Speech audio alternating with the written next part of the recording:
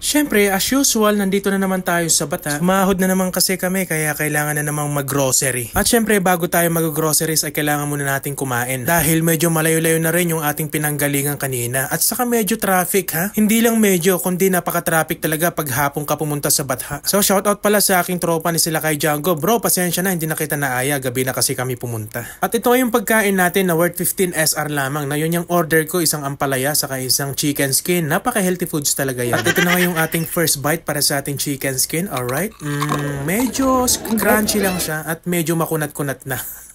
Ito yung masarap dyan, yung ampalaya na ginisa nila sa kamatis at saka sa itlog. Medyo malasya siya guys. At higit sa lahat, yung kanin talagang nagdala dyan At pag nag-o-order tayo ng kanin guys, hindi pwedeng wala tayong extra rice. Napakasarap naman talaga. Mekish natin yan guys. And after nga natin kumain ay pumunta na tayo sa supermarket no para bumili ng ating mga pangangailangan. So ayan, sari-sari nyo makikita dyan. Napakamura guys, napakarami nilang sale ngayon dyan. Kung mahilig ka sa mga pabago at sa mga pampaputi, napakarami dyan guys. Yun no, skin white, saka may close up pa. Oy, ito talaga the best, yung coffee gold nila, Christmas na yung logo nila. At ayun na nga para sa mga nagbabalak nating mga kabayan na pumunta dito sa may Riyadh, Saudi Arabia no. At pagpunta mo nga dito kabayan, ganyan ang may experience mo no? Yan lahat yan mga nakikita mo sa vlog ko, may experience mo yan pag napunta ka dito sa Riyadh, Saudi Arabia. Itong supermarket na ito yung tinatawag nilang Sads no. Napakaraming Pilipino kasi normally mga Filipino foods ang mga binebenta nila dito. Dito mo talaga matatagpuan yung mga pagkaing Pinoy talaga no. Lalo na sa mga pagdating sa mga ricados at sa mga gulay, karne, isda, ayan, dito mo lahat yan matatagpuan, no? Kung sa Pilipinas, mahilig ka ng mga dilata at mga noodles. Don't worry kabayan dahil mabibili mo yan dito. Napakasaya naman talaga ang mag-groceries lalo na kung marami kang pambili, no? At kung medyo tight ka naman sa budget, huwag kang mag-alala dahil mura lang ang benta nila dito. Ayan guys, napakaraming gulay, no? Ayan, sitaw, pechay, ayan, sari-sari, no? Kaya bumili na rin pala ako ng papaya dyan saka talbos ng sili. Masarap kasi yan pag sinasahog natin sa ating tinola. Ayun, no? Atay ng manok, 2 reals lang, napakamura no, kaya kumuha na rin ako ng 2 piraso. Sahog natin yan sa adobo nating manok, masarap yan guys. At syempre dito magpapakilo muna tayo ng baka, magpapagrind tayo no. Parang mas prefer ko na rin bumili ng giniling na baka no kaysa ground beef nila. Kasi pag giniling binibili ko, ang dami kong naluluto no. Sinasahog ko kasi yan sa mga gulay pag naggigisa ako yung giniling na yan. At pag gumagawa pala ako ng lumpia, yun ang sinasahog ko, napakasarap talaga. Oy, ayun na nga, bakit ang lalaki ng tilapia? Parang ang sarap kumain ng tilapia, makabili na nga.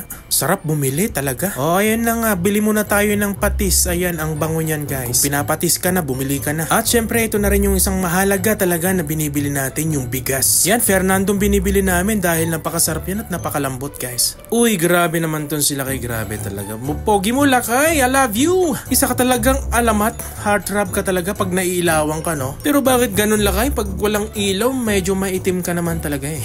So, matagal ako naganda eh. Let's go guys. Uwi na tayo sa bahay.